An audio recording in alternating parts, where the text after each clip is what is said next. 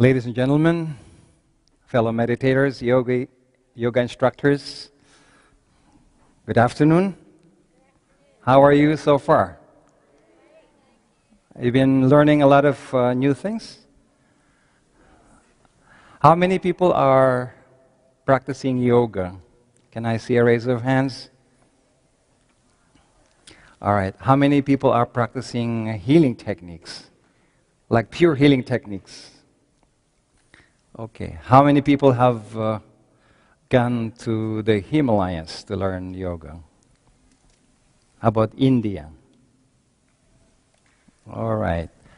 How many of you had learned chakras? The chakras? Chakras? All right. How many have learned about mantras? Sacred sounds. Like what? Om? And Om, right? Or Om Namah Shivaya. Okay, how many have learned about the science of the Kundalini, sacred fire? Kundalini? Okay. How many have learned about the mudras? Mudras? How to use your fingers, your eyes, your tongue for switching energy and flow? How many have learned mudras? All right, so we have a lot of things to talk about today.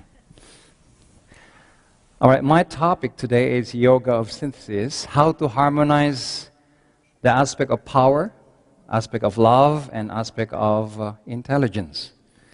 Most people do hatha yoga. How many people are practicing hatha yoga here? Hatha yoga? Good.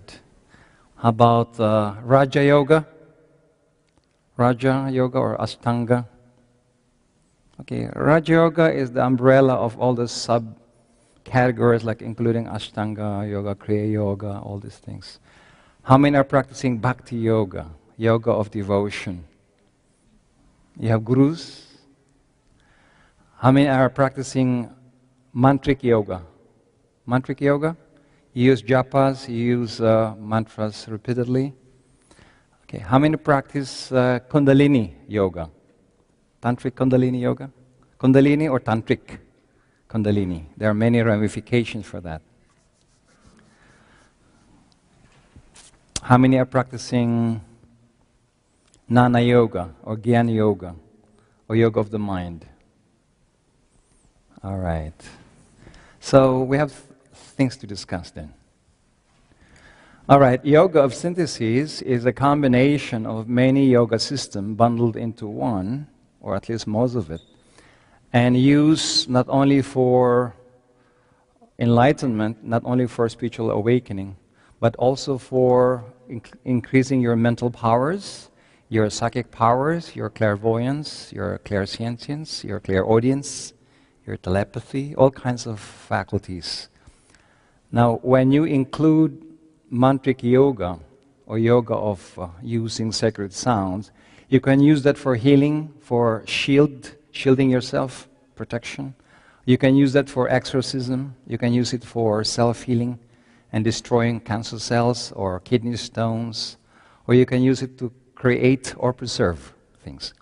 So I'd like to present to you my topic today, which addresses the insides of many things, since I want to cover as much topic as possible, so you can bring home new information.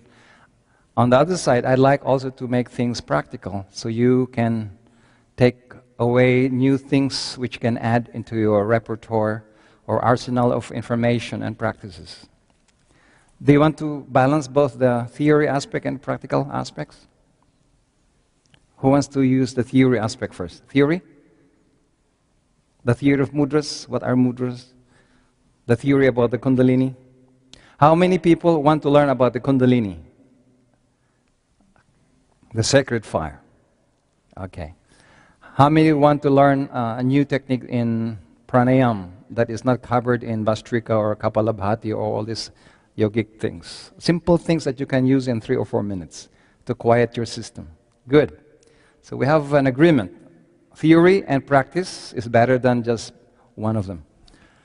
All right, there are 8 types of yoga.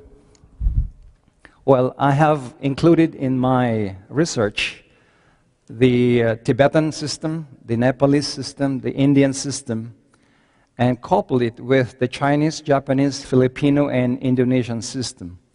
I have masters from the Himalayas, as well as in Tibet, Nepal, remote areas of India that around 18,000 feet above sea level. One of my mentors is an immortal who does not eat anymore. He's a breatharian, and he doesn't wear any clothing and living in the snow area.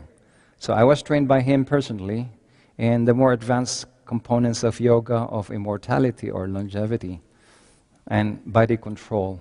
Whereas my other mentor is a master of healing sciences in the Philippines, and the other one is a Shaolin master in 7 arts, Oriental martial arts, calligraphy, Ayurveda, all kinds of systems. So I'd like to share a lot of their information and cooked and bundled into a few minutes of discussion. All right, if you look at different yogas, most of you are practicing Hatha Yoga. In Hatha Yoga, you do asanas. You have your lotus position, your Padmasana. Sometimes you use the Siddhasana, the master's posture, where you put your heels on the perineum to cap it. Sometimes in more modern yoga, we use what we call Maitreyasana, or the modern man posture, which is sitting like this, grounded on the earth. Because in cities, not all the earth are clean. You don't want to connect your kundalini to the earth directly without filtration to the feet. In areas that are cleaner, it's okay to bring your perineum contact to the physical earth, but in cities, sometimes the energy is not clean, especially in New York City or in Mexico or in Chicago or sometimes in Houston. So I had prioritized some of the asanas that are safer in cities with your feet sometimes on the floor. This is called Maitreyasana. And you just evolve into different mudras to facilitate the absence of the asana where you turn away your feet off the earth. Now, Hatha Yoga is substituted in China as Tai Chi and Qigong. But it's a different one because you're always grounded. You're always rooted. So the difference between the Tibetan, Indian, Nepalese versus the Oriental system is the Japanese are very hardcore karate, martial arts, where you're always rooted and you do your samadhi or your divine attachment into satori by focusing on your navel but standing. You do a lot of mudras using fingers but more rooted. Or in Zen they usually use these asanas because in martial arts, the Oriental way, you have to be ready to kick. Because in the lotus position, somebody attacks you while meditating, it's hard to get out from the slocks. So that the revision between the asanas, it is also dependent on the purpose. In Christianity, the asanas are genuflections. When you kneel down in church, see, that's the asanas of Christians. Whereas Muslims, they go, and the Tibetans, they go straight. See, feet up. So you can see that the variations used by religions is to move away the feet out of the earth. That is one of the purposes of asanas. But in Jainism, they stand meditating for days. So you can revise many things. Now, Hatha Yoga is one of the oldest yoga. It was used during Lemuria or pre-Atlantean period to correct the connection between the endocrine gland and the etheric aura. The aura of the body needs to connect into the physical. And all your chakras or energy centers are the energizer and controller of the glands. All the endocrine glands are controlled by the chakras, the centers of energy. I will show you the slides later. So Hatha Yoga is one of the oldest yoga of humanity. It's pre-Atlantean. It's not just from India. It's before India. Raja Yoga is the kingly yoga of India designed by Mahaguru Patanjali. So I will not explain this one because it has the 8 limbs similar to Ashtanga Yoga and other things. My aim today is not to discuss all of this because it would require me a few hours to discuss everything, but just to give you a glimpse of what it is. Bhakti Yoga is a yoga of devotion. Bhakti in Sanskrit is devotion and love, heart. So any path that will evolve through the heart is Bhakti Yoga, including religion.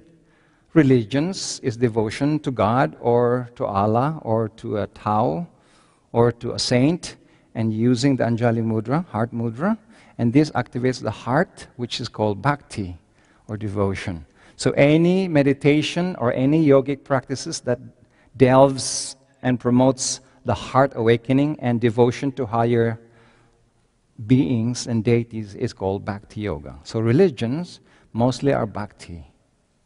They might not claim it as yoga, but they are yoga of devotion. Karma yoga is yoga of service. So the business people who are doing good things like philanthropists, using their money for a good cause, they are karmic yogis. They might not be doing asanas, they are busy giving rather than praying for things. See the difference? Bhakti yogis are busy putting their hands on the heart, praying for God to help people. The karma yogis are busy giving it out. So they don't even have to have their hands here. They're busy giving out funds and other things. To Mother Teresa, who's a bhakti yogi, the Bill Gates are the karmic yogis. There's nothing to give from Mother Teresa's side if there's no businessman who will fund those rice and medicine and all philanthropic goods, charity. Jnana yoga is yoga of the mind. The scientists are yogis in the sense that they're using their mind to evolve into science, technology. Remove your cell phones today. Remove the planes. Remove the metals. Remove the electricity. Remove the air condition during summer in Houston.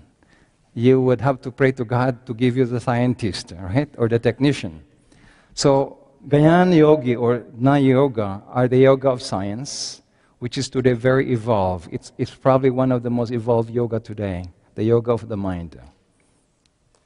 So instead of going to thoughtlessness or mindlessness, you go to mindfulness or mind awareness to concretize ideas into matter or inventions, technology.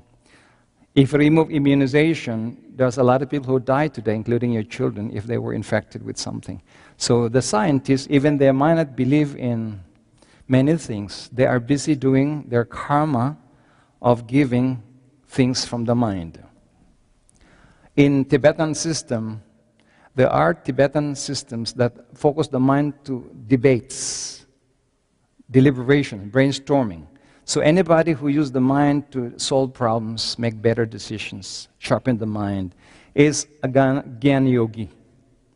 So I just want you to understand that yoga has so many spreads. Mantric yogis are those that use mantras and sacred sounds to evolve, using it for increasing their frequencies or expanding their consciousness. So most religions, including Islam, Buddhism, Jainism, Sikhism, Hinduism, Christianity, uses prayers and they chant. Most religions, if not all, chants, including shamans. So anybody who chants and do incantations are practicing mantric yoga. And that is one of the most prevalent use in most religions, chanting. They chant Gregorian chants. We have the Om Shanti, Om Namah Shivaya, Om Mani Padme Hum. We have Amen, Hallelujah, the Hue, all kinds of mantras depending on your lineage. It evokes the vibration that makes beings open up their portals to upload energy. That is what mantra is for. If you use the beads, if you see all the religions, they use beads.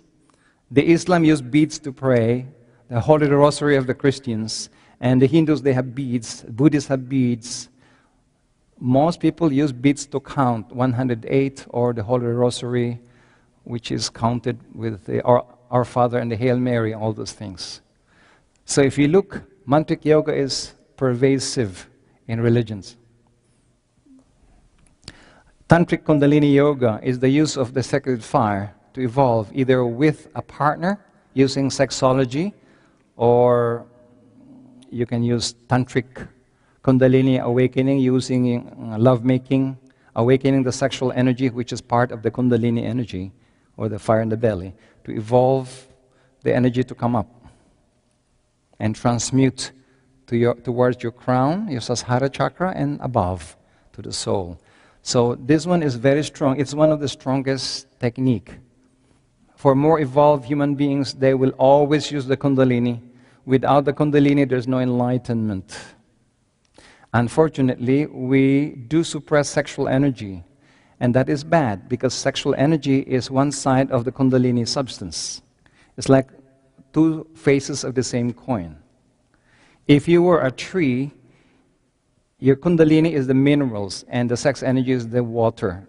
The water has to bring up the mineral for the flowers of the tree to blossom.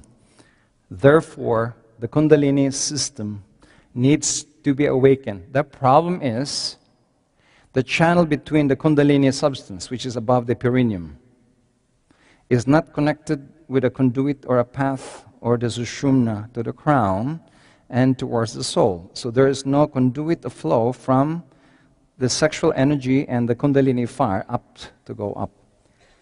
So even you will visualize the energy coming up, if there's no pipeline, it does not go up.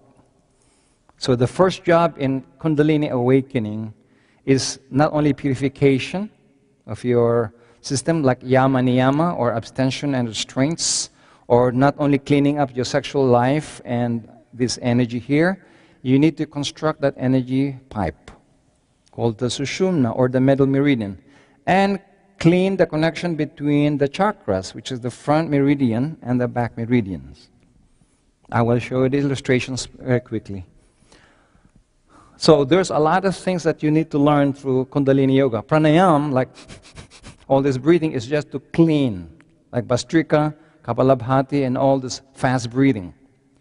The slow pranayam is when you start to awaken the Kundalini, but there are techniques using mudras, using the Dhyana mudra, or use your, like in Qigong, we do a lot of that, but that is manualized circulation. You can use the Dhyana mudra, left over right, to circulate energy to the fingers, or you can do a lot of mantra like Om Namah Shivaya, Om Namah Shivaya, Om Namah Shivaya. They do that also in India, the more esoteric yogis. Or in Qigong and martial arts, we do this to circulate energy. Or there's a lot of mudras using the hands. Or you can use a rapid energy to circulate. So there are many techniques. The integrated yoga, or yoga of synthesis, is a system that I designed that includes all of them in your practices, that does not favor only one system. Because if you are in a modern life, living in Houston or in Katy or in Sugar Land or Austin, you need money. Without money today, it's not easy to be enlightened by just doing mantra and doing asanas. Especially, there are hidden dangers of yoga that you need to know. Combining mudras. If you use this mudra, your upper chakras will activate, but it will diminish your lower chakras. So you will have a chakra which is inverted pyramid. You have a very spiritual awakening, but the material life will suppress. Especially if your asanas is Padmasana, where you pull your roots from the earth, and you use this mudra, which is awakening of the upper chakras, but shrinking the lower. And if you do the mantra Om, with a long O, you become Omless. Money will suffer. That's why a lot of people who are doing meditation and yoga, after a while, they're starting to have financial problems. Because the upper chakra is spirituality, enlightenment. The lower chakras, your Muladhara, is for money. So if your spiritual energy is like 3 times bigger than your material life, you will have problems. You will start to think of being spaced out all the time, but not thinking of going to work. I have seen this because I live in the Himalayas, I've lived in Tibet, I've lived in Nepal. I've lived with yogis myself before I received a higher initiation with my teachers. And I started not to think of anything except enlightenment. That is good if you are a yogi with no families, with no internet, with no amortization, with no car amortizations and nothing else. The ascetic life is okay, but if you live in a city like Houston, where every place you have to pay for gas and other things, then the money aspect is a component of your karma yoga. Your dharma or duty is to make sure that your spiritual life will have financial sustainability. Because I believe that the real complete yoga is balance, material and spiritual. As if you were a bird, you have to fly with two wings. Material life, success, and spirituality. If one of them is shorter, you have so much money but no spirituality, or a lot of spirituality with no money, that's also a problem. Or the worst is if your husband or your wife does not have spirituality and no money. That's hard to fly high. So to fly high in life, as you get enlightened, you need to have both wings. Material wing and spiritual wing. The problem is most of the yogic designs of Hatha Yoga and other yogas is designed on the ascetic life. When Lord Buddha was in Bihar, he was enlightened in Buddha Gaya using this lotus position.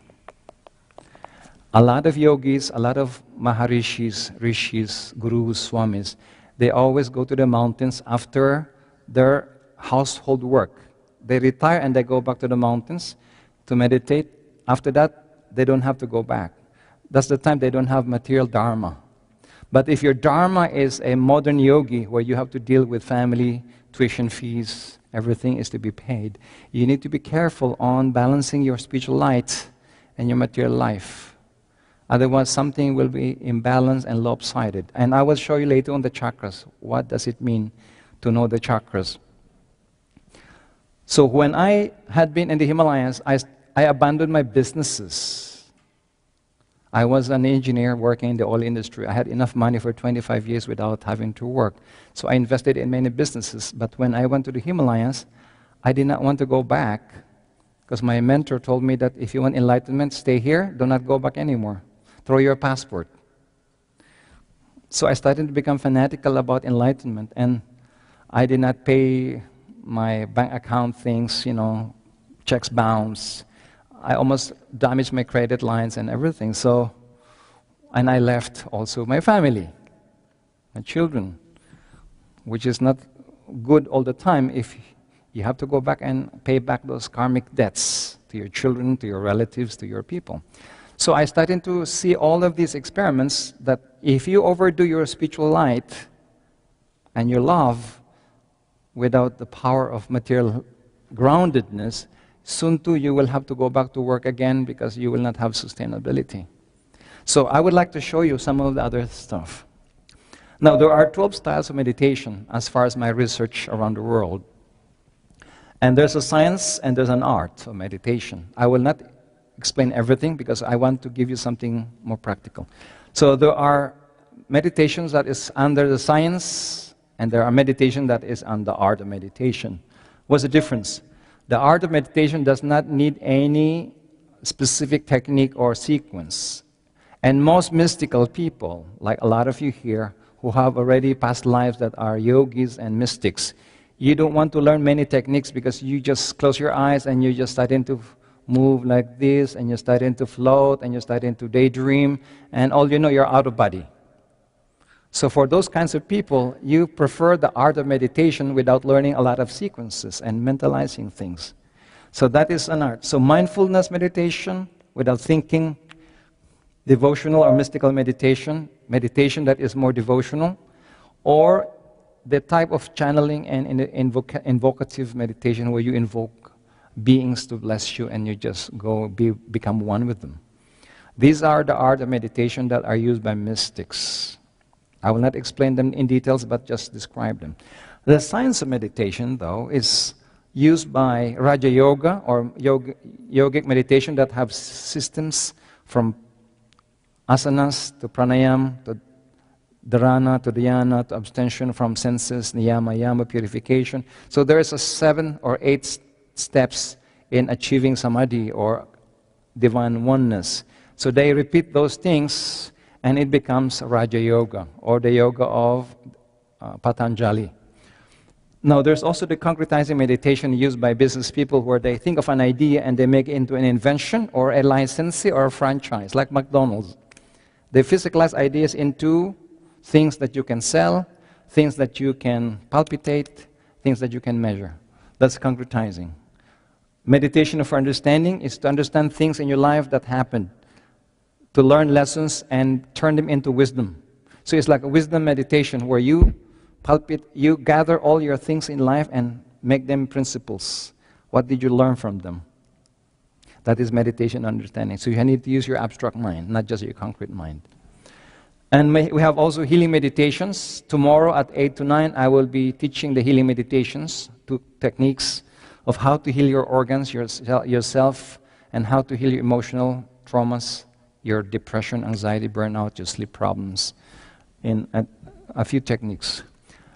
Today I can do it a little bit with you, especially how to go deep into sleep and how to go out of body anytime you want without having to be spaced out.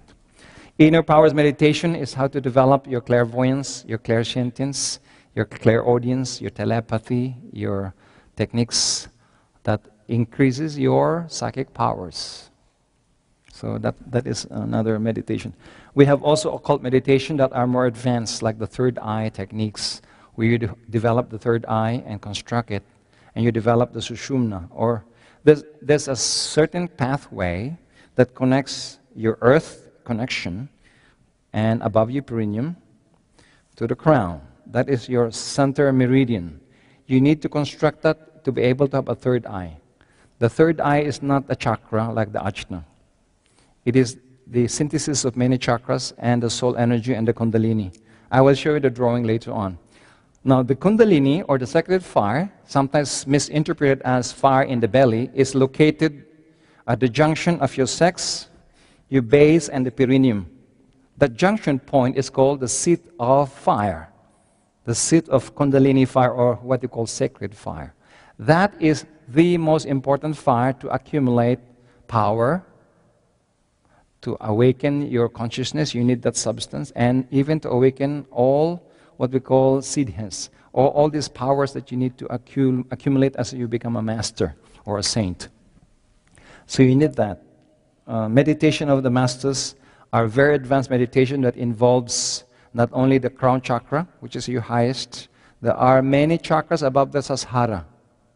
There's one above the crown, which is the egoic center, is the first chakra of the soul.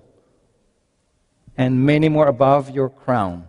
Now the masters will not stop on the crown. They will go awaken the soul chakra and the spirit chakras. Plural chakras. Many, many. So in yoga, you have only learned the 7 chakras. I will show you later on at least 5 hidden chakras that are not even known by most gurus in India. Because I studied many Indian philosophies as well. They do not teach you except 7. And most of you only saw the front view chakras. In most yogic posters, you only see the front view. And so it's very, very misleading between the Muladhara and your sex chakra. You call it sacrum, but the drawing presents it in the front. You have to show the back, which is here. There are also group meditations and global meditation, like full moon meditations and many other meditations. These are all in my books on the hidden dangers of meditation and yoga. Can you show that now? Yeah. All things that I will be talking are here, including the mudras. Now, the yoga of synthesis are based on 3 factors. If you remember, in most teachings of religion, there is 3 aspects of God. God the powerful, God the almighty, right? Power. God the loving, omniprovident, and all-merciful, the bhakti aspect. And God the creative intelligence, the omniscient. So if you look at the triangle of divinity and life, there are 3 components: power, love, and intelligence. All right? Shiva, Vishnu, Brahma in Hindu philosophy is a significant of the God the destroyer, Shiva, God the preserver, Vishnu, which Rama and Jesus and Buddha are categorized. And the Brahma aspect is the creator aspect of God. So if you can develop a yogic technique that integrates power, love, and light. God the Father in Christianity, God the Son, and the Holy Spirit in Christianity. The one in the center is the yoga of synthesis. So it's not enough to develop love. You need to develop power and energy. The prana has to be substantial for you to circulate in your organs for health. But the mind aspect, intelligence aspect has to be creative enough for you to move on to the next steps in your next plans. So, omnipotence, omniprovidence, and omniscience. Destroyer, preserver, and the creator deity. In you, your cells are destroyed, recreated, and preserved. Destroyed, recreated, and preserved. So we are a copy of the divine. So when you do yoga, there are chakras in your body that needs to stimulate to develop the trinity of power, love, and light. For example, I will show you the chakras later on. You have many auras in your body. You have your human aura. The first layer is vitality aura, which is called prana aura or chi. You have also emotional aura called the astral aura, which is the feelings and the emotions. And you have your concrete mind aura, which is the mind, which is not the same as the brain. And you have spiritual auras of the soul and divine auras of your spirit. So these are layers of auras that you have. And to show you a drawing, a rough drawing, this is your physical body. This is your first layer of prana and vitality and chi.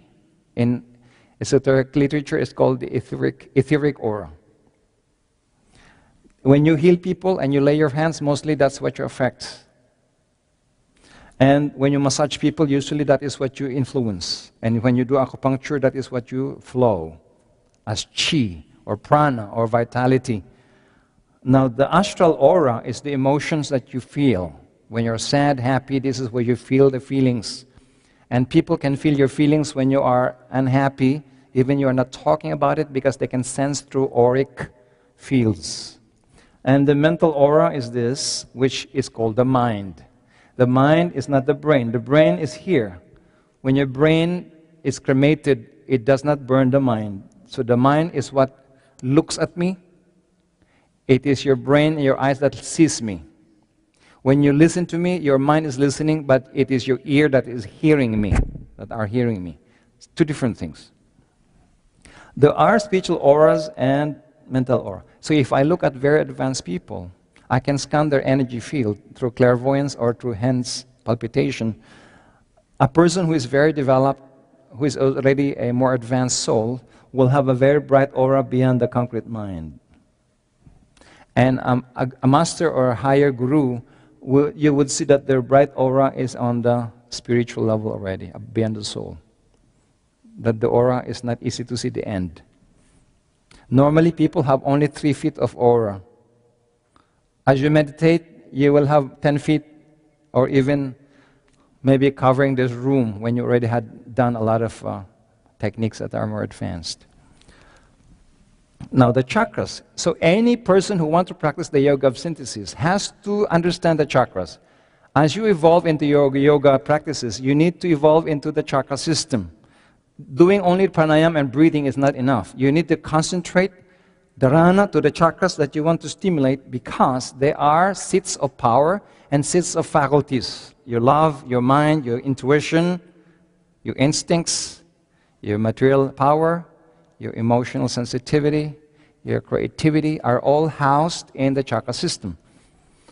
So if you look at the front view, the crown, the ajna, the throat, the heart, the solar, the sex, and one at the basic. And that is not complete, because there is a hidden chakra between the ajna and the crown, forehead. There's a chakra in the spleen, and there's a difference between the solar and the navel. In yogic system, they do not know the difference between navel and solar. They call it hara, below the navel, but they do not name the navel as another chakra. But the problem is, in the picture of most yogic pictures, it is only front view. They show the Muladhara, which is supposed to be here, and they show it in the front view here, which is already wrong. Because this is number 2, this is number 1, number 2, and therefore the numbers will change. This is the blunders and illusions of front view drawings only. If I show you the back view, the Muladhara chakra, the first chakra, is here. Therefore, if you have a back view drawing, that is the first chakra. But there's a chakra above it, which is beneath the navel, which is called the back navel chakra, which is so important because it controls your blood pressure, your adrenals, and your kidneys. If you have hypertension, that is very active. If you have anemia or low blood pressure or depression, it's very, very small. If you want, who wants to volunteer? I will scan your chakras quickly. Yeah, okay, she raised her hands. Yes, ma'am. I know we started later than normal, so I have to extend my session because we started late. Please come here. Okay. You can stand. Okay. So this is the energy level of. Are you sure that you want me to reveal your energy field? No. Sure. Okay. This is the energy of the sex chakra. Navel. Navel is highly charged. Solar plexus is also highly charged. Heart is highly charged. Okay, the throat has to be more active. The thyroid. If your thyroid is slow, you gain weight easily. So this one, if I will heal her, I will heal first immediately the thyroid chakras. Ajna. Okay, the will has to increase. The forehead chakra is congested, so she's quite sensitive as a human being, emotionally sensitive. The crown. Now I can scan the chakras. This is the crown. So she's quite active crown. A saint will have a crown like this. Okay? And a more advanced human being will have at least around 12 inches. Okay, forehead chakra, this is a missing chakra in most people. In yoga, you do not see this one. Even in healing systems, in Reiki, and many other healing components, they do not talk about the forehead chakra. This is important because this controls your limbic system, your emotional brain. So if you have PMS, if you have mood swings, mood episodes, bipolar tendency, people with Alzheimer's, this is a problem, or learning disorders.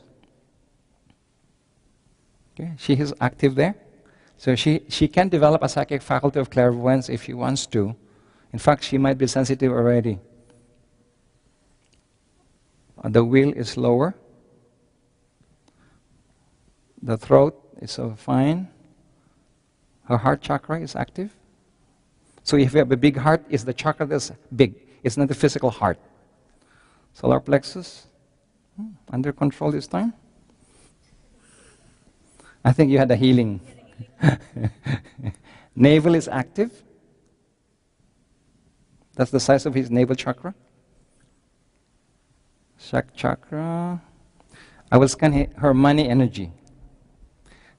If you are getting married again, you make sure to scan the base chakra of your next fiancé or your husband. Because if this is very tiny, it's hard to make a living.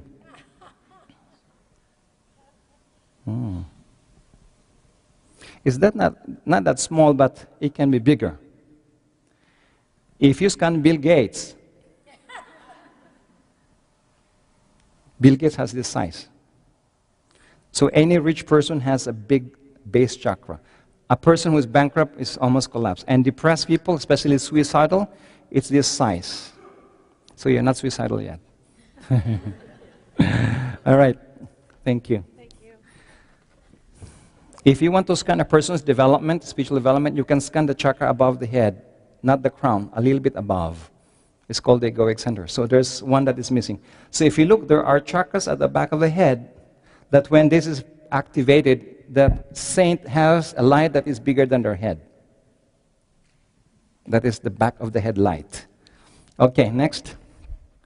So the egoic center is the center that is the first chakra of the soul. Okay, next. I'd like to show you, this is a navel chakra. It's a clairvoyant drawing of how it looks at the navel chakra, spinning with red, yellow, golden energy here. There's a chakra here, like an electric fan, like a turbine. As you go higher, there are more chakra petals. The base chakra has 4, 6. This one has 960 and 12. The heart has 12 petals. And so there are many petals in the chakras. So that is a chakra system of a saint. If you look at the energy of a saint, this is how it looks a side view. The Kundalini seat and fire is here, and the head is here, and this is the crown, and this is the chakra of the soul. So this chakra rotates like whirlwinds, and this is the front view, and this is the back. So if you look at me like side view like this, you will see these chakras rotating like this. There's the front and the back, and there's down and the up. The Kundalini seat, I told you, is here. So the caduceus of the doctor that goes like this is symbolized a Kundalini with the caduceus with the feather on top of the head. Because when the energy goes up and expands, it expands like a wing. So any artist will not know what is that, so they draw like a wing, like the Mercury foot wing, like the wing of Mercury. So in India, the Ganesh symbol of elephant is a symbol of the base chakra, that if this energy goes up here, you are already enlightened or omniscient like the Ganesh or the elephant head deity in India. So these are all the chakras that goes up. Now the mudras of the fingers and hands are used to control energy. Like this one is a Mahamudra. It's good to increase power and density of your aura very fast. This one is good to awaken your spiritual energy, but be careful. It will diminish your financial energy. So I have designed one mudra which awakens your money. Do you want to know the secret for materialization? This. If you want to awaken the financial aspects of your life, you balance your chin mudra with the middle finger mudra. That's why if you look at the deities of prosperity in India, like Lakshmi, Goddess Lakshmi, how many have seen the picture of Lakshmi? Goddess of India, she uses this mudra for blessings of materialization of your wishes. In Kuan Yin of China, remember the Chinese have also the Kuan Yin, like the ladylike man, androgynous saint with the long gown. She uses also this. Meaning to say, if you use this mudra when you meditate, it activates the lower centers of your body to balance back your spiritual energy. So it's good to balance your meditation with this, and sometimes you have to use this, especially if you are focusing on materialization. In my design, I combine the three of them. That is the most complete. Power, love, and light. Yoga of synthesis. This is a mudra of synthesis. You can use it here when you meditate and ground it. Can you do that? And ground, and put it here. And that is the best mudra to balance your power, love, and light. Remember the Trinity? Now, in higher techniques, I also teach people how to use it here for circulation with the Trinity here. Instead of just Dhyani Mudra, which you see in Buddha and other monks, like that, that's called Dhyani Mudra. Sometimes I use it here to balance the Trinity while circulating energy. Can you do that? So if you want to circulate energy, you can use this mudra, left over right. Do not use the right over left unless you want to upload energy. If you want to circulate energy forward, which is accumulation, left over right should be the proper mudra. These mudras are switches of power. You need to use them to accumulate energy and switch the energy to accelerate. So if you are meditating, do not always use this. You sometimes use this mudra to circulate prana and energy. Can you do that? Left over right. And on your navel. That's why if you see Zen meditators, they're just sitting down like that and just doing like this for hours and hours, focusing on the navel and the tip of the nose. In martial arts, we do that also, to focus. And we do the samadhi or enlightenment not out, in, being present, the beingness on the navel. The navel chakra is important for beingness and oneness. The eye mudra can be used. Sometimes if you want to stimulate the third eye, you do a cross-eyed looking up and breathing here. But then, I don't know if you can be reversed later on your eye. Become a cross-eyed all the time. Or sometimes if you want to just focus on the tip of the nose, they cross-eye and look at the tip of the nose and just focus there.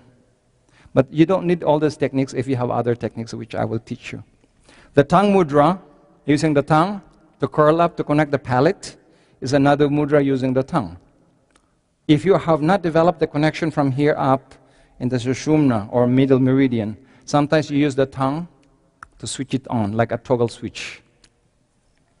Or in cooling down, sometimes they use the mudra to breathe. If you are overheating, you use the tongue to cool down your energy, like that. Next. So we have a lot of this in this book, has all the mudras explained what's the difference between this and that, the difference of this, the Trinity. There's many mudras. Triple finger mudra, Vitarka mudra. You see a lot of saints, even Virgin Mary has this mudra, Buddha, Ganesh, Egyptians. For more enlightened people, they use this to bless material and spiritual. And you have the Anjali mudra, most saints are using that, or some Christians use that. In the forehead, and then in salutation, sun salutation, so namaskar, or the highest at the soul level, that's when you have to know that something is being connected.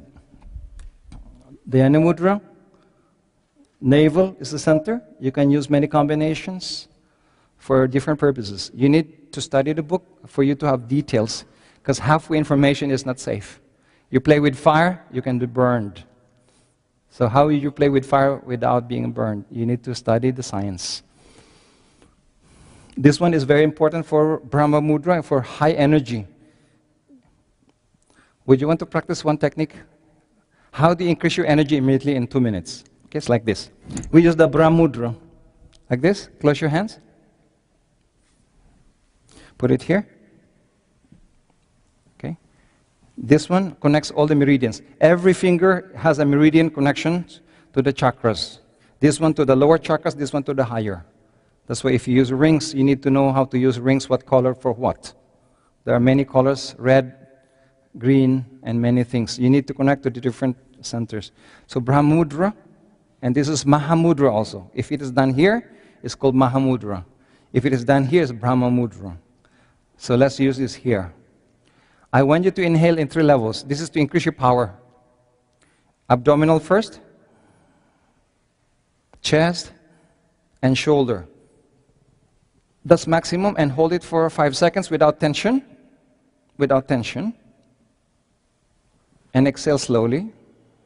All the air slowly out. After you're empty, you hold it for 5 seconds again.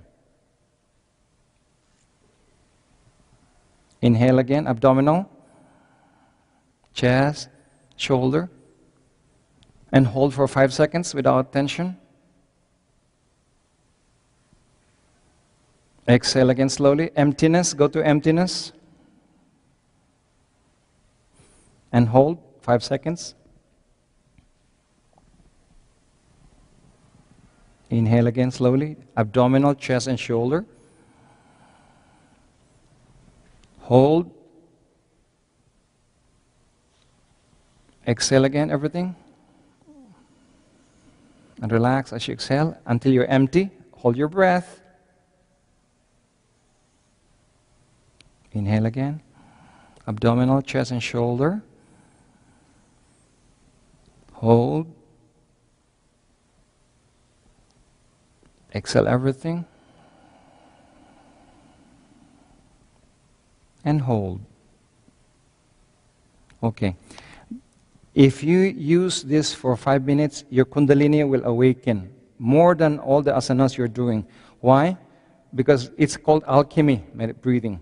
When you inhale at the maximum and hold your breath, the spiritual energy awakens. The Shiva energy or the divine spark, spirit.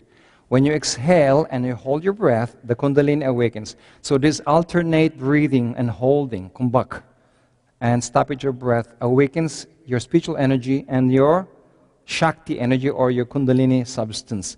When you do this, it's starting to get warmer and warmer. And we use this 30 minutes to melt the snow. When I was in the Himalayas, my other mentor, who is the immortal, taught me how to melt snow. In 30 minutes, you cover yourself with snow and you do this. But prolong stoppage of breath, not 5 seconds, maybe around 15 or more. Then snow starts to melt because you become hot. Now, the side effects of this it awakens so much your Kundalini substance and sexual energy that if you don't have a strong partner, then you have to have a good vacation. So don't overdo this, because it is invigorating and make you potent sexually. So for those who are losing potency, this is one of the $1 million solution, if you don't want to use other pills. Now for those who are cold all the time, this is the one that hits your body. The Kundalini is like the furnace of the house. As you grow older, that furnace starts to die out until you die. So dying process is the decrease and diminishing return of that fire until it diminishes into almost zero, and it's called death. As you're more alive, that Kundalini fire is more active, like a furnace of the house is more hot. That's why hyperactive children is excessive energy on that area for children with ADD and ADHD. So you need to open up the energy to flow for those kinds of kids, especially as you become a teenager, that fire is starting to grow. And sometimes the emotion, it gets hormonal because the heart and upper centers of those children are not open yet as they grow. So they become too emotional or too sexual. And this is the hidden dangers of teaching children who uses breathing techniques without opening their upper centers. They'll become over-sexual, sex maniacs, they become aggressive, they become violent, or they become ADDs.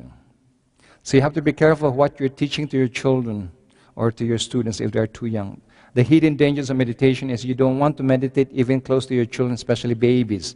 They will have a hyperactivity and insomnia, because your Kundalini awakens when you do breathing and then your baby is sleeping beside you. They are empathized with you since they're still young. You will make a child very active and very aggressive eventually. So that is one danger of yoga beside your children.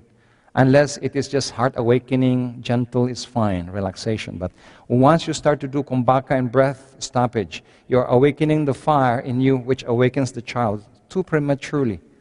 Even teenagers will become too sexual or too fiery. So you have to be careful meditating close to your children. You have to step away 10 feet or more away from children when you meditate, even though they're sleeping. Okay, now do you want to know, okay, Nasagra Mudra, when you balance your breathing, if you have a lot of time, you need to balance your left and right nostril so that the Ida Pingala, or that male masculine energy that you see in the Kundalini, the caduceus, will have to balance left and right, and your sympathetic and parasympathetic nervous system will balance out. And then energy will open. But in most cases, most of you have close or less opening on one nostril. That's why you take so much time in doing like this, or you're doing to that pose where you need to open the upper nostril. Now in children who are hyperactive, their right nostril is always open compared to the left. So you have to let them sleep on the right side. If they're children, your father, your brother is aggressive, let them sleep on the right side so they open the left nostril when they're sleeping. That will make them calm. Or a person who is depressive, very passive, too introverted, you need to let them sleep on the left side so that it opens the right side when they're sleeping. That will make them balance. So there is a psychological factor in the left and right nostril. That's why if you are very aggressive, do not breathe through the right nostril, only the left. You can use the mudra, or you can use this mudra. In yoga, they use a lot of pranayama on control of the nostril. Now, in my system, we bypass that already because we have techniques to open up the meridian. Would you want to learn it? How to open quick? How to flow the energy without having to use a lot of long breathings? Combining martial arts. Please stand. I will show you a technique. You follow me and see the openings, okay? Very quickly. All right, because we have a limited time. All right, put your hands on the side. See, postures are not always the yogic posture. There's so many postures that's not taught to you in Hatha Yoga. The basic ones are taught to you, but there's so many variations and ramifications. So these are simple martial arts yogic breathing method. From here, inhale, open up the lungs, inhale, maximum, hold, tilt to the right, left, center, inhale, hold, right, left, center, inhale, hold, one more, hold, That will open up your meridians and your sushumna quicker than if you were doing this for 30 minutes. How many times do you do that? You can do it 10 times. If you are healthy, you can do it more, 15 times. It will allow the energy to flow. In fact, it releases your neck safely. Do not do this without the breath control. Do not do this without the cushion of air. You will hurt your neck. You have to fill it up, hold.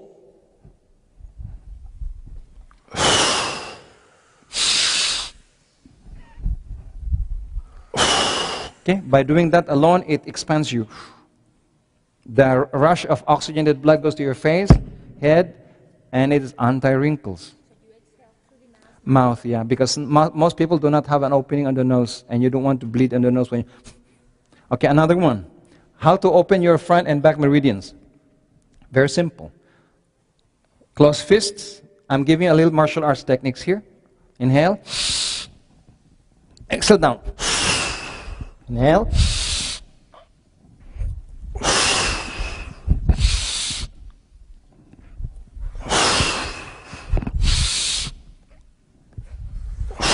One more.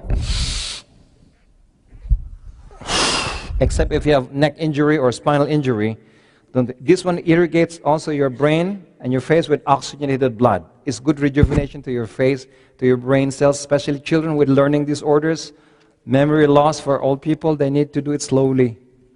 Now, this is so fast, but it opens a lot of energy. Okay, so instead of just doing a lot of stretching, you have to hold your breath.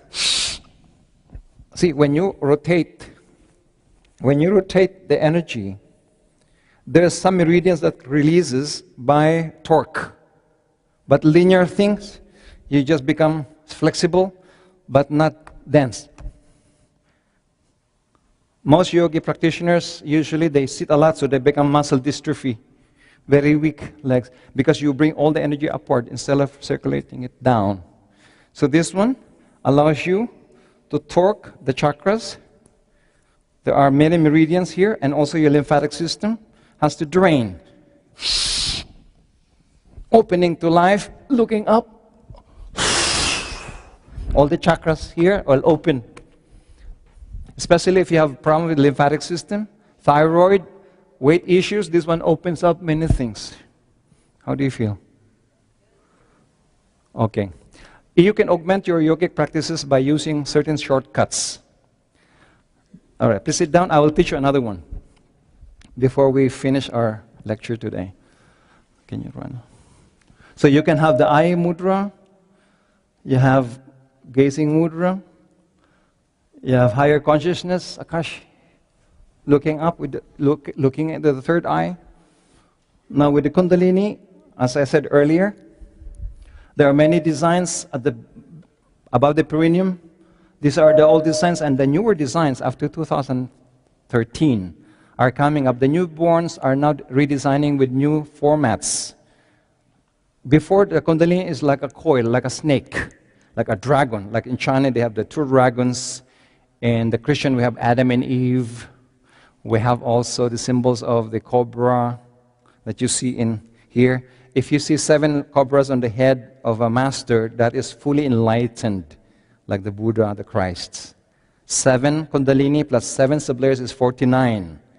To be a Christ, your Kundalini has to be open totally 49 sublayers, up to above the spirit. Most masters have 35 to 42. Saints, they have around 18 to 21. Most presidents of the countries, they have probably on 7 openings only. Intelligentsia, they have probably 14 to 20. So there are many openings like the onion, opening with that flow. This design, you can see it in my third eye book. A lot of these teachings are in my thing, very, very much drawn, that you cannot escape even with the third eye. These drawings are here, explained thoroughly in details, including the third eye. See it? Yeah, there are many designs of that, old designs. These are newer designs, like diamond shapes. Okay, next. The third eye also is very important in yoga. In the more advanced yoga, Atmic yoga or Parabrahman system, the higher than the master's level, the third eye is a must to develop. It is not the chakra. It's not the kundalini. It's a synthesis of the centers. So you see the unicorn, that is the third eye, the dollar sign, the Trinity of God. The Egyptian pharaohs, they have this vulture's head and cobra's head. You have also the Christ, Jesus with the head, the Tibetan Buddha, the Ganesh, Shiva, the Kuan Yin, Ave Maria, Zoroastrian religion founder, Taoism founder. The crown chakra, forehead and ajna, the synthesis is the third eye. It's between the ajna and the forehead here. So if you evolve into a higher yogi, you need to develop the third eye systematically this life. That's why I said achievable enlightenment in this life, not next life, not in the future. That is one of the factors where you become enlightened. It's not just a yoga or breathing. You need to know the mudras, you need to know the breathing techniques properly, you need to know the chakras, you need to know how to heal the chakras, you need to understand the kundalini and how to awaken them safely. You need to construct the pipelines to connect yourself to the soul. And you need to develop the third eye. To get the yoga of synthesis, you need to learn all of those. To become a master, you need that path. Now for you, your impulse is just to exercise and develop a good body and sculpt and chisel your body. As you grow older, you will still have to take care of the wisdom aspect of your development, the mental aspect, the emotional aspect, not only the physical aspect. The third eye of all designs looks like that. There's an eye and there's a point, like the unicorn. And the new designs is this. You can find it here, very illustrated, including genetic systems and everything. So this one is a must-have for any person who does not want to harm themselves in practicing yoga and meditation. There are at least 25 hidden dangers of practicing it in combination to anything else. There are diseases that does not want the deep breathing. There are diseases that does not want the fast breathing. So there are many things that I have studied in a case research. I have traveled almost to 100 countries researching this one and learning, and I have found out the hidden dangers that you as practitioners should be entitled to learn. Every practitioner is entitled to be safe in awakening the kundalini, the chakra system, using breathing. What is good for ascetic is not always good for the modern yogis. Developing clairvoyance and third eye. I'd like to close with one more technique. Would you want to learn one technique that you can use to go deep into your meditation, for any kind of meditation, or go for deep sleep, to a fourth level of sleep? Deep sleep. So even you have 3 hours of sleep, you look like 10 hours of freshness. I usually sleep because I travel extensively around the world. I only sleep 3 to 5 hours average, sometimes 3 hours, 2 hours. But using this technique, I can sleep for 3 hours as if I have 10 hours of normal sleep. This is also used for anxiety, depression, insomnia, and people with addictive issues and relapse. Would you want to learn it as a closing? But I want you to take away new information to challenge yourself to go further to the next steps. It's good to develop your body through hatha yoga, physical exercises, but you need to start to develop the muscle of your mind, the muscle of your emotion, the muscle of consciousness. Then your next development will not just be limited to the body system, but all your bodies, including spiritual energy and soul. Okay, you use this technique. Triple finger mudra. 3 and lock it in and put it here. I want you to do rapid breathing with inhalation to the nose, exhalation to the mouth. We will convert the air into ions absorbed by your nervous system and your aura to make you feel expanded. Okay? Like this. You have to breathe to your abdomen.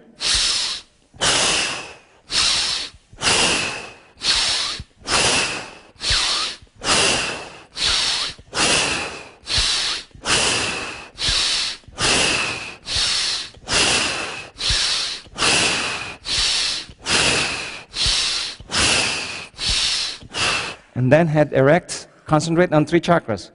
Your heart, your ajna, your crown. Emotional intelligence, mental and spiritual intuition. 3 chakras, Focus them simultaneously, okay? Close your eyes. Center of the chest, mid-brow, and top of the head, and breathe slowly, and silence yourself. As I'm blessing you, I'm initiating your crown, your ajna and heart to open up for your next steps.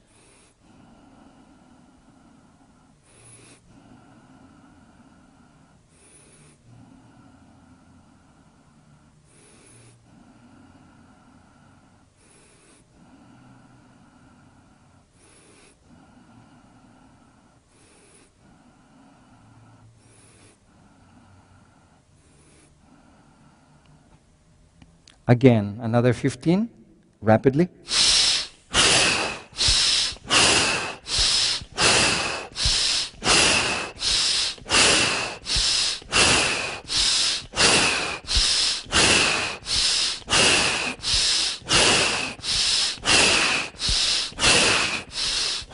Head straight, concentrate again on the three centers, chest, mid-brow, top of the head, simultaneously. Enjoy that inner peace and stillness as you breathe slowly, as I'm blessing you.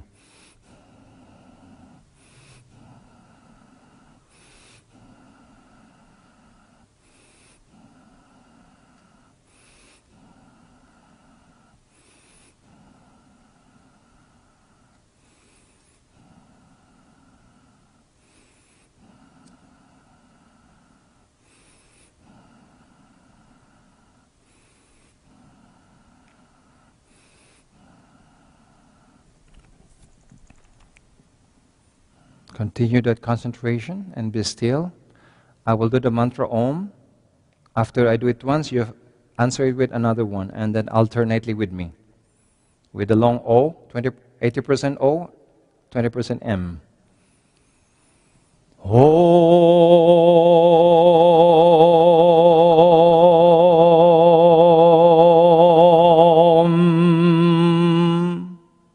Answer me.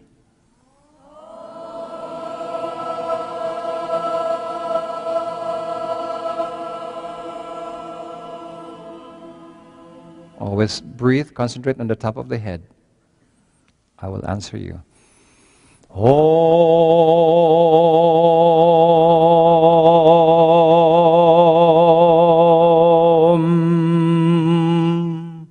Answer.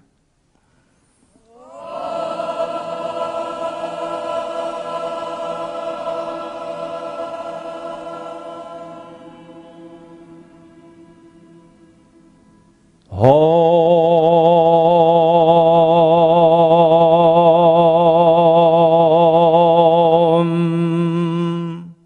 Answer.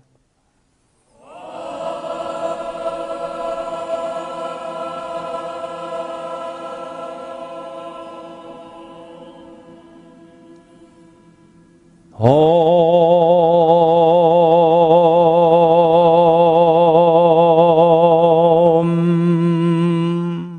Answer.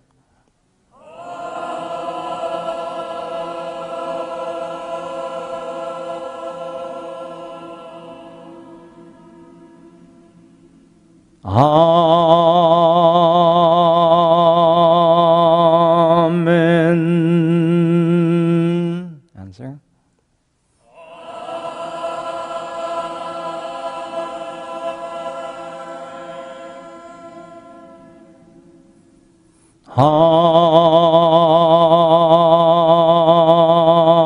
Amen.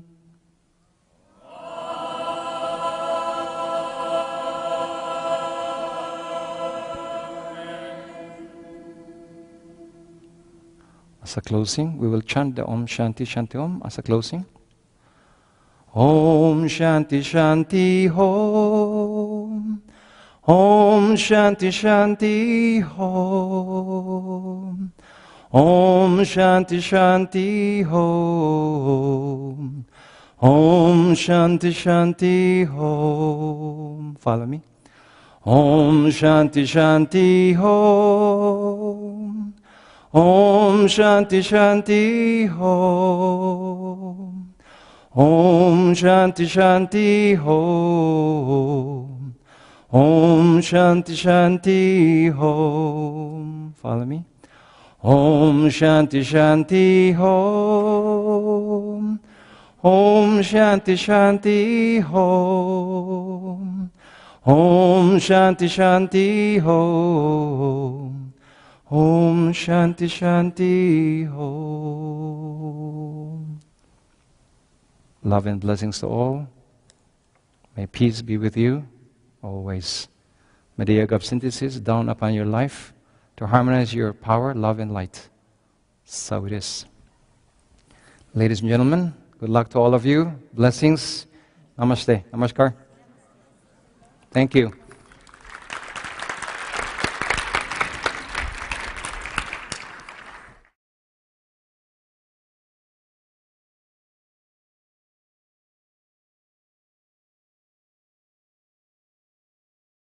More advanced components of yoga of immortality or longevity and body control. Whereas my other mentor is a master of healing sciences in the Philippines, and the other one is a Shaolin master in 7 arts, Oriental martial arts, calligraphy, Ayurveda, all kinds of systems. So I'd like to share a lot of their information and cooked and bundled into a few minutes of discussion. All right, if you look at different yogas, most of you are practicing Hatha Yoga. In Hatha Yoga, you do asanas, you have your lotus position, your Padmasana. Sometimes you use the Siddhasana, the master's posture, where you put your heels on the perineum to cap it. Sometimes in more modern yoga, we use what we call Maitreya Asana, or the modern man posture, which is sitting like this, grounded on the earth. Because in cities, not all the earth are clean. You don't want to connect your kundalini to the earth directly without filtration to the feet. In areas that are cleaner, it's okay to bring your perineum contact to the physical earth, but in cities, sometimes the energy is not clean, especially in New York City. Theory aspect and practical aspects. Who wants to use the theory aspect first? Theory? The theory of mudras. What are mudras? The theory about the kundalini. How many people want to learn about the kundalini? The sacred fire. Okay. How many want to learn a new technique in pranayam that is not covered in Bastrika or Kapalabhati or all these yogic things? Simple things that you can use in 3 or 4 minutes to quiet your system. Good. So we have an agreement. Theory and practice is better than just one of them. All right, there are 8 types of yoga. Well, I have included in my research the Tibetan system, the Nepalese system, the Indian system, and coupled it with the Chinese, Japanese, Filipino, and Indonesian system. I have masters from the Himalayas, as well as in Tibet, Nepal, remote areas of India that are around 18,000 feet above sea level. One of my mentors is an immortal who does not eat anymore. He's a breatharian, and he doesn't wear any clothing and living in the snow area. So I was trained by him personally, and ladies and gentlemen, fellow meditators, yoga instructors, good afternoon. How are you so far? You've been learning a lot of new things? How many people are practicing yoga? Can I see a raise of hands? All right. How many people are practicing healing techniques? Like pure healing techniques?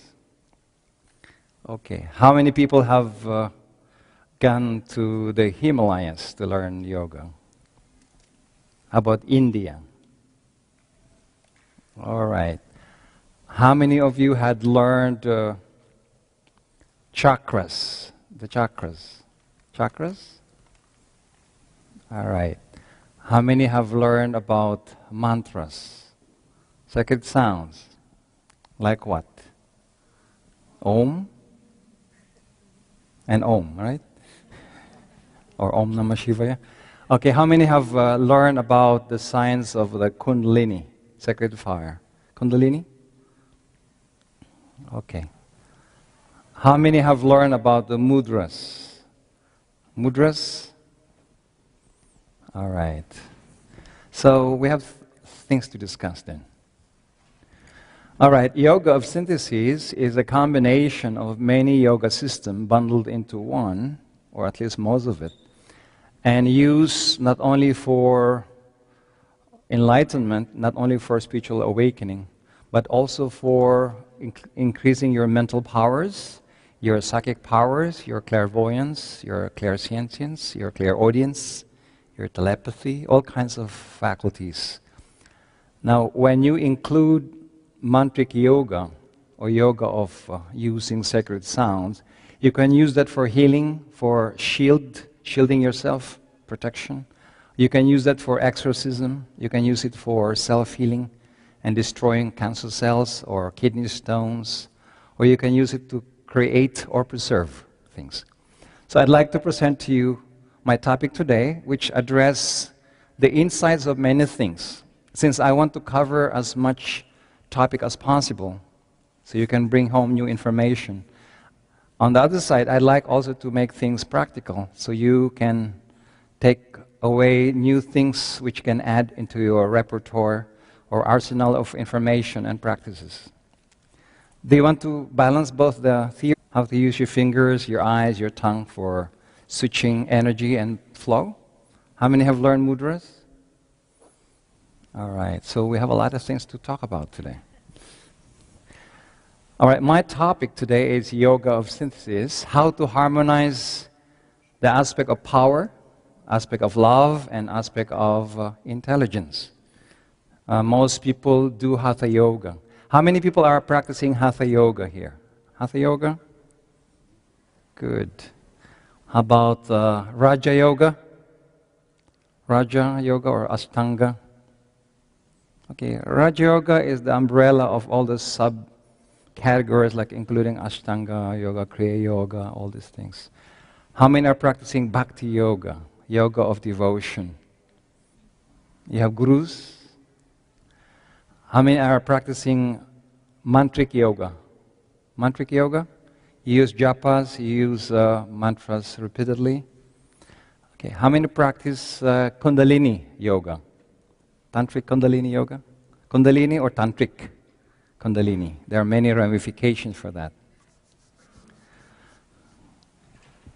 How many are practicing Jnana yoga or Gyan yoga or yoga of the mind?